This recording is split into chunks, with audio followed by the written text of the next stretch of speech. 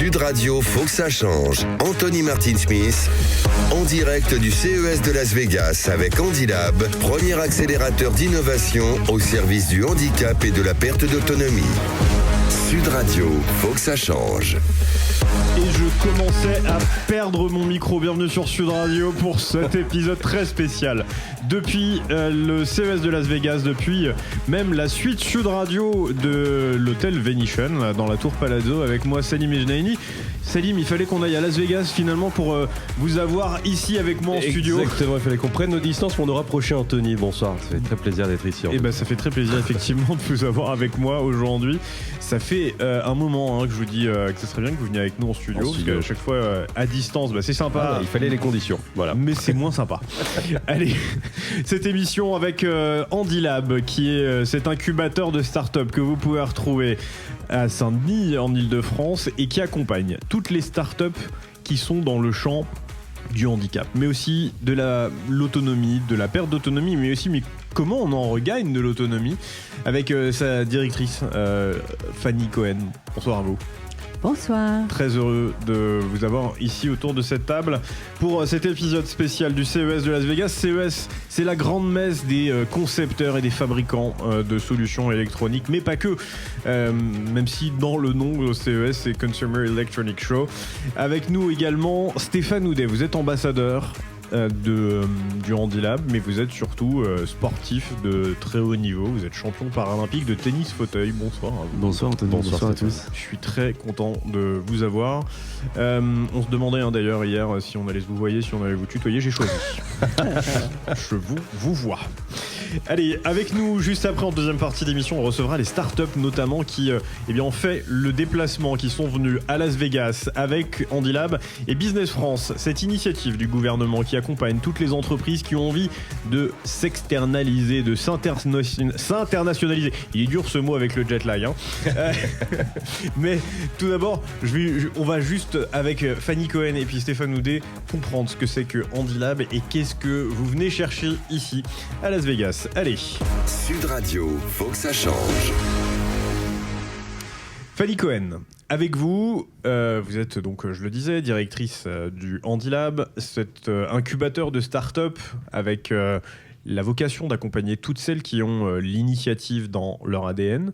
Vous venez chercher quoi exactement ici? Puis qu'est-ce que le Handilab pour nos auditeurs qui ne connaissent pas? Oui, alors merci beaucoup Anthony pour l'invitation. On est vraiment très très heureux d'être présents. C'est notre première à Las Vegas au CES. Et effectivement, Handilab, c'est le premier accélérateur d'innovation au service du handicap et de la perte d'autonomie. Et on n'a pas hésité une seule seconde lorsque Business France nous a invités à rejoindre la délégation française, parce qu'on a près de 60 startups aujourd'hui incubées Handilab. C'est énorme. Et toutes ont des innovations qu'il faut absolument faire connaître à l'international. Alors, oui, pardon, allez-y. Je vous ai coupé, mais j'allais vous demander quelles sont ces startups aujourd'hui qui sont notamment à Las Vegas. Alors à Las Vegas, avec nous avons 5 startups qui toutes présentent leurs solutions et leurs produits tout à fait incroyables et dont l'objectif est de faciliter évidemment la vie des personnes en situation de handicap et d'utiliser également la technologie, mais aussi l'IA pour développer de nouvelles solutions. Donc vous allez les retrouver tout à l'heure. Oui, on aura Remotion notamment, on aura Lily for Life. Lily for Life, effectivement, qui a une solution de lampe et d'écran pour lutter contre la dyslexie. Remotion, un système de rééducation via des serious games. Mais aussi Will Move, avec un dispositif qui permet de transformer un fauteuil en fauteuil tout-terrain. Ils ont réinventé la roue. Finalement. Oh, bien vu. Et la randonnée pour tous via cette roue, troisième roue incroyable. Advance Care également. Exactement, Advance Care, un dispositif médical qui est absolument prodigieux, qui permet de lutter contre ce qu'on appelle les douleurs fantômes dans des situations d'amputation, donc qui est assez incroyable. Mais vous nous en parliez quand vous étiez venu ici sur Sud Radio, enfin ici à Paris plutôt. Tout à fait. Et si Haptic, bien sûr, qui a les lunettes connecté avec le retour de Une ceinture, une de ceinture ceinture haptique. haptique qui est Que Salim, vous suivez beaucoup d'ailleurs pendant ce. Je suis de très très près, oui, je vous en de Las parlerai un Vegas. peu tout à l'heure, absolument. Stéphane Houdet, vous êtes l'ambassadeur du Handilab. C'est un projet qui est né il y a quand même quelques années sous l'impulsion de son fondateur, Gérald Azanco. Vraiment, le jet lag est dur. Qui d'ailleurs est un magnat de l'immobilier commercial et qui a décidé d'aller sur un segment où on ne l'attendait pas du tout. Pourquoi vous y êtes allé, vous ? Je crois que ça fait vraiment écho au nom de l'émission. Hein. Gérald s'est dit il faut que ça change et en étant concerné, moi aussi j'avais envie que ça change. Il se trouve que plutôt que de venir chercher quelque chose, je crois qu'on vient apporter une nouvelle vision et le fait que ça s'appelle le Consumer Electronic Show, comme vous le disiez tout à l'heure, c'est peut-être la possibilité pour nous aujourd'hui de déplacer le traitement de la différence, du handicap, de la perte d'autonomie, comme il a été traité par le passé, plutôt sous l'angle de la compassion, vers un angle de consommateur, où on pourrait, grâce à des innovations technologiques, se retrouver aussi présent dans ce CES comme un acteur du marché. On dit souvent, au moment des Jeux de Tokyo, il y a un mouvement qui est né qui disait nous, les 15%, il semblerait qu'il y ait 15% de personnes dans le monde qui soient concernées par la différence, et la perte d'autonomie, finalement, c'est 100% à l'échelle du temps. Ouais. Et donc... 30% à l'échelle de la France, quand même. 30% à l'échelle de la France, donc on est numéro 1 sur ce sujet. D'ailleurs, il y a une phrase que vous aviez dite une fois, moi, qui m'avait beaucoup fait rire. C'est que les personnes handicapées sont juste des personnes valides qui ont pris de l'avance sur les autres. Oui, je pense que peut-être la chose importante au moment où il nous arrive une tuile et il nous est tous arrivé quelque chose, c'est de prendre conscience que la vie ne tient qu'à un fil. Et à partir de ce moment-là, une forme de sagesse philosophique qui se développe, peut-être en ce sens qu'on prend de l'avance et qu'on a envie de faire du bien à ce monde. Salim Adjani. Oui, il y a un vrai sujet aujourd'hui. Alors, on plaisantait sur le fait que la France soit première sur cette statistique. C'est vrai que là, aujourd'hui, Business France a une vraie présence aujourd'hui sur le salon. On a plus de 74, je crois, sociétés françaises qui sont amenées par Business France. On était 22 sur l'Unveil, qui est la grand-messe de la présentation médiatique de certaines startups, certaines innovations, grandes innovations présentées. Une question à tous les deux, mais il y a une vraie volonté de la France de devenir internationale sur ces questions-là d'innovation technologique au service de l'adaptation et de la réautonomisation. Oui, je pense que c'est peut-être l'angle sportif, mais avec beaucoup de fierté et puis de lien aussi avec l'histoire. On a envie de revenir aux Lumières et de dire que nous aussi, nous sommes susceptibles d'apporter de l'excellence avec nos innovations. Fanny Cohen. Oui, donc pour compléter ce que dit Stéphane, en fait, on a un secteur très, très innovant. Et c'est pas du tout a priori ce que l'on pense. A priori, bon, le handicap, c'est souvent associé à des enjeux de matériel, de fauteuil en tant que tel. Mais en fait, quand vous voyez les SI haptiques notamment est un bon exemple, mais il en parlera tout à l'heure. Mais quand vous voyez des innovations qui servent les données, qui développent des solutions grâce au développement des données, aux data, à l'intelligence artificielle, eh bien, on a là un secteur extrêmement dynamique en termes d'innovation technologique et on a toute notre place ici au CES. Et avec une volonté de créer du lien, notamment avec des acteurs internationaux. On le voit avec pas mal d'entreprises. On est un peu triste de constater à quel point aussi les anciens combattants sont concernés par ces besoins. La guerre, malheureusement, est une triste pourvoyeuse de clientèle pour ces solutions-là. Et il y a des vrais liens à faire, notamment les États-Unis, l'Ukraine. On a des demandes qui viennent d'un petit peu partout jusqu'en Asie. Vous l'observez auprès d'Handilab, ces liens, ces émulations qui se créent avec les acteurs étrangers? Tout à fait. On a pu, grâce au CES, développer pas mal de contacts. On sent qu'il y a un intérêt, une curiosité certaine. La France, sur ces sujets-là, notamment sur la medtech, la santé ou la health tech, comme on dit, est très porteuse d'avenir et puis de marché économique et très dynamique. Donc on sent que là, il y a un mouvement extrêmement intéressant à suivre et qui permet un écho et un rayonnement international certain. Moi, ce que j'ai vu beaucoup dans les allées du CES, justement, c'est la santé qui est vraiment absolument partout. Alors vous avez toujours les concepteurs d'écrans, de réfrigérateurs, de caméras pour ceux qui sont créateurs de contenu, etc. Mais vous avez beaucoup d'acteurs qui se sont mis sur la question de la santé comme si ça devenait l'or nouveau sur lequel il fallait absolument investir, à tel point que le marché asiatique, enfin, en tout cas les concepteurs asiatiques, sont allés à fond sur la santé animale. Alors ça peut paraître surprenant, vous Stéphane Houdet, vous étiez vétérinaire. Comment on explique d'ailleurs, alors je pense qu'il y a une raison économique nécessairement, parce qu'on a des millions d'animaux de compagnie, mais comment on expliquerait selon vous qu'on veuille à ce point aller sur la question de la santé ?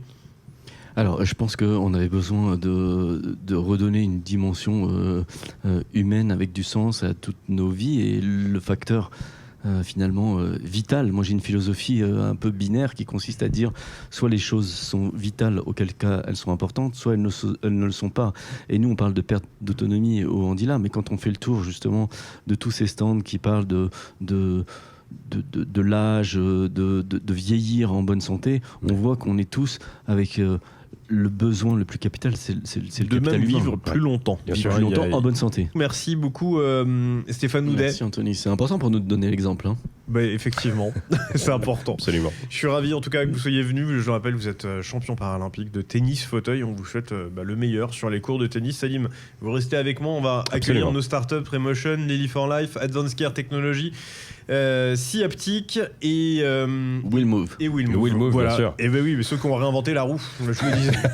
Allez, à tout de suite sur Sud Radio. Vous bougez pas, on fait une très courte pause.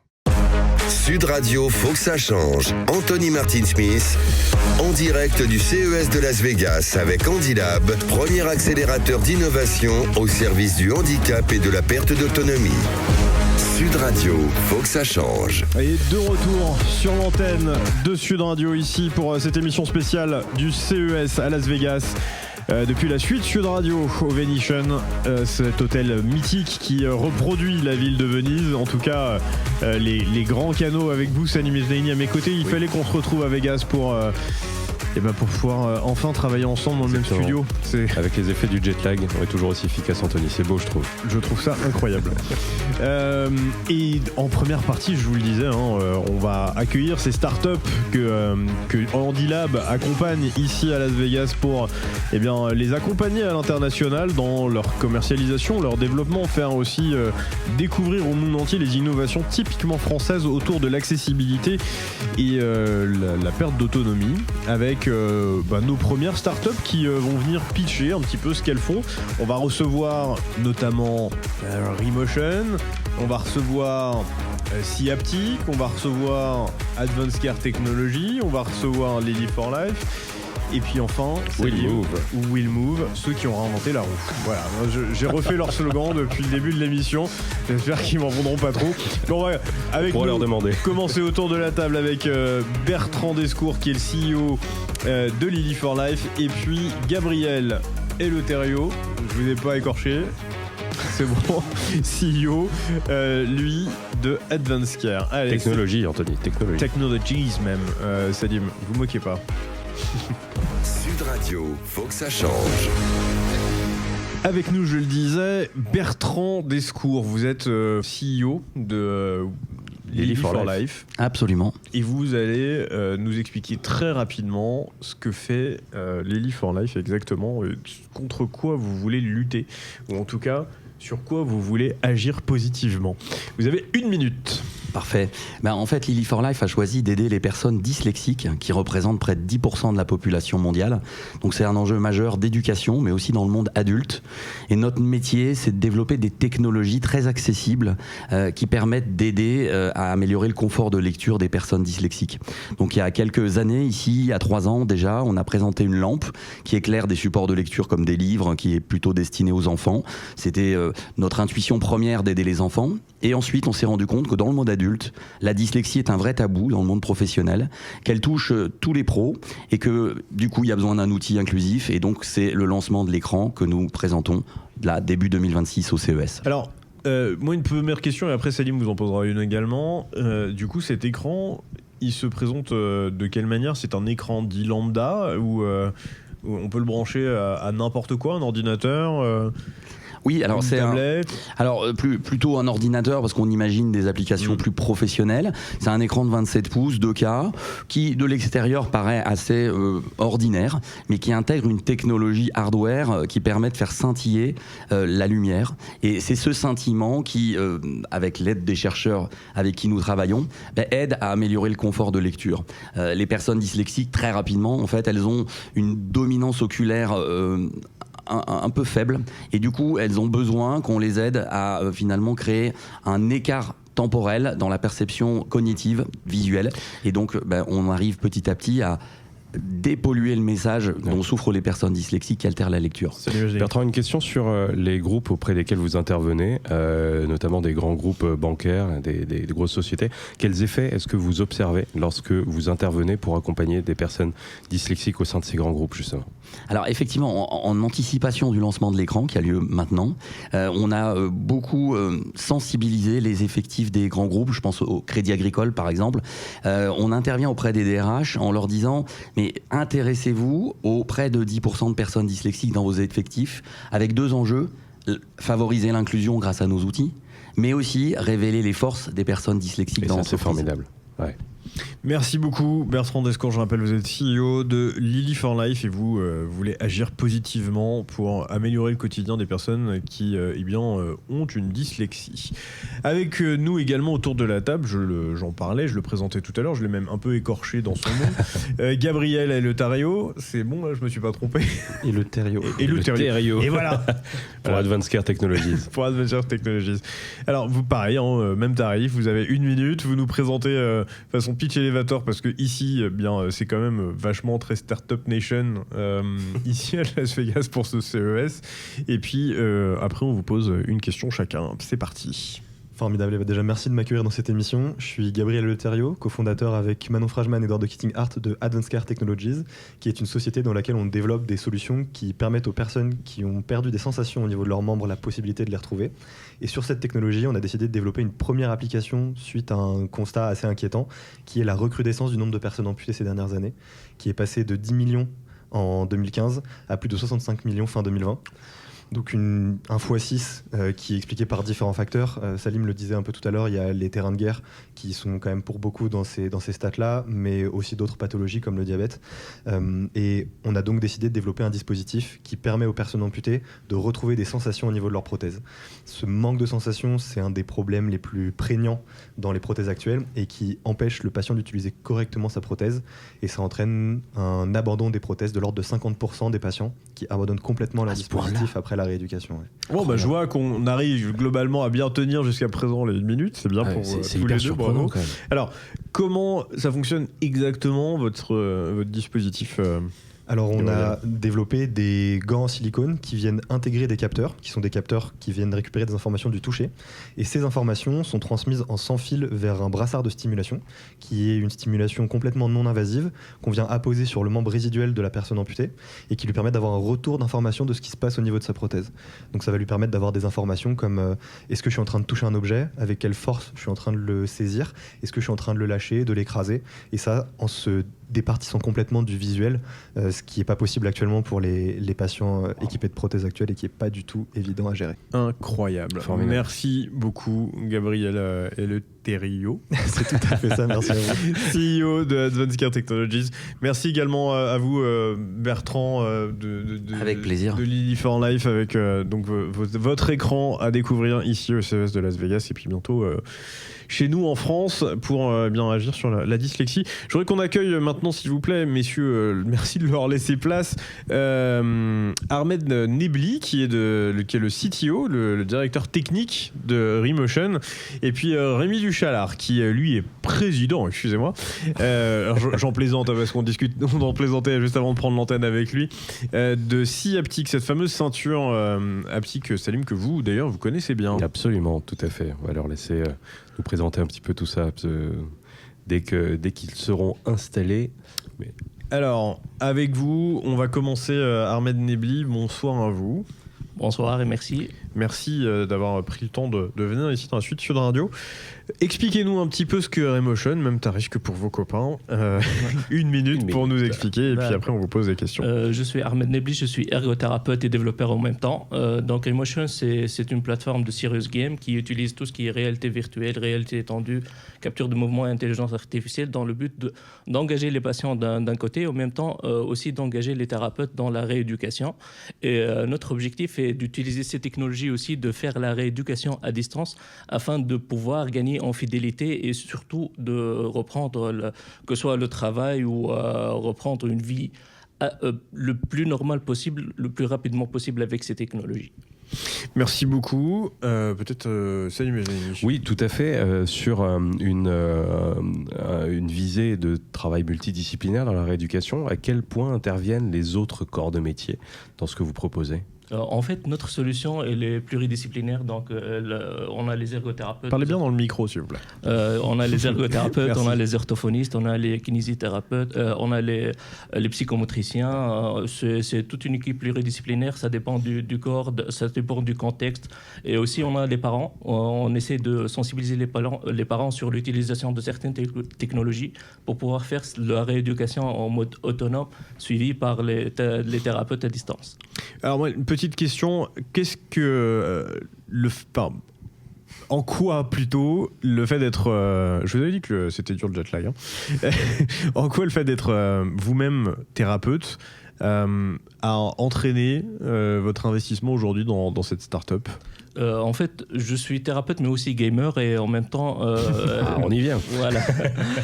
Donc, votre collègue de gauche aussi apparemment. En tant que gamer, je comprends que tout ce qui est technologie et tout ce qui est gamification, globalement, ça aide à apprendre plus rapidement et surtout d'être engagé dans un objectif donné.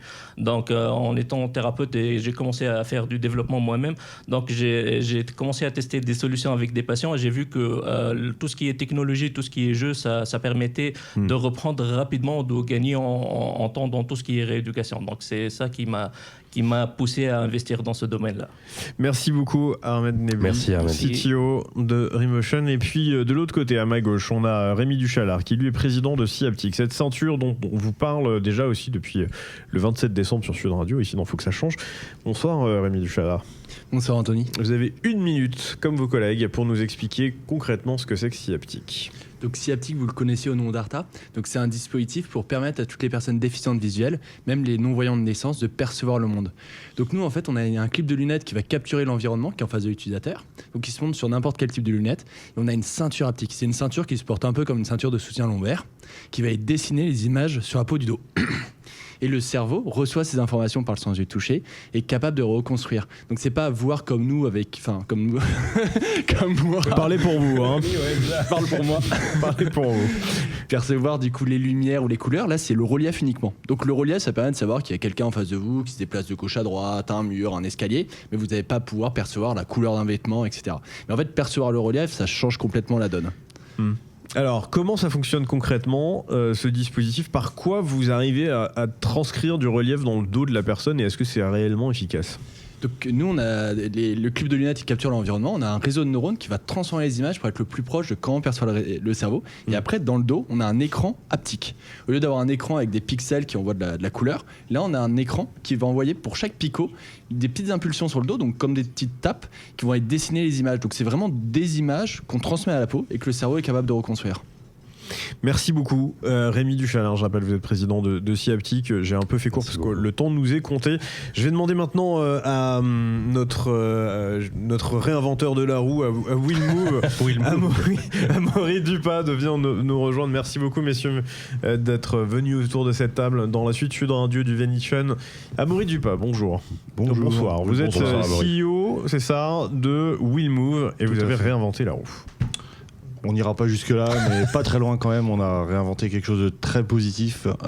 Faut savoir que l'ONU dit que d'ici à 2030, il y aura 75 millions de personnes dans le monde qui seront en fauteuil roulant. Et donc Willmove, qu'est-ce que c'est ? C'est pour apporter à ces personnes plus de mobilité en proposant une solution compacte et légère qui vient se fixer à l'avant du fauteuil roulant et qui apporte deux choses, à la fois une assistance électrique, mais surtout une assistance électrique tout chemin qui va permettre de lever en quelques secondes et sans effort les roues avant du fauteuil roulant, celles qui se bloquent assez souvent dès que les gens sont en fauteuil, sur du pavé, dans de l'herbe. Et donc ça réinvente la mobilité des gens puisque c'est très compact, ça fait le poids d'un pack d'eau et ça permet comme ça à ces personnes de pouvoir se déplacer jusqu'à 25 km. Et merci beaucoup à vous, Amaury Dupas, CEO de Willmove. Vous avez réinventé la roue. Je suis sûr que ça va devenir votre slogan maintenant. Je vais le refaire. Et merci le à tous les CES ici continue à Las Vegas avec l'équipe de Sud Radio qui va continuer de vous informer de ce qui se passe ici avec ces Français qui ont décidé de prendre d'assaut les États-Unis, de prendre d'assaut le marché international avec le soutien d'assaut, avec le soutien de Handilab. Je remercie Fadi Cohen, je remercie évidemment Stéphane Houdet qui était avec nous en première partie. Je remercie tous nos invités des startups et je leur souhaite bon courage. Merci Sadim d'être venu ici avec moi autour de cette table pour accompagner nos auditeurs et faire découvrir ce qui se passe à Las Vegas. Et bien tout de suite sur Sud Radio, vous bougez pas, vous retrouvez Alexandre Dolovan avec C'est votre avenir.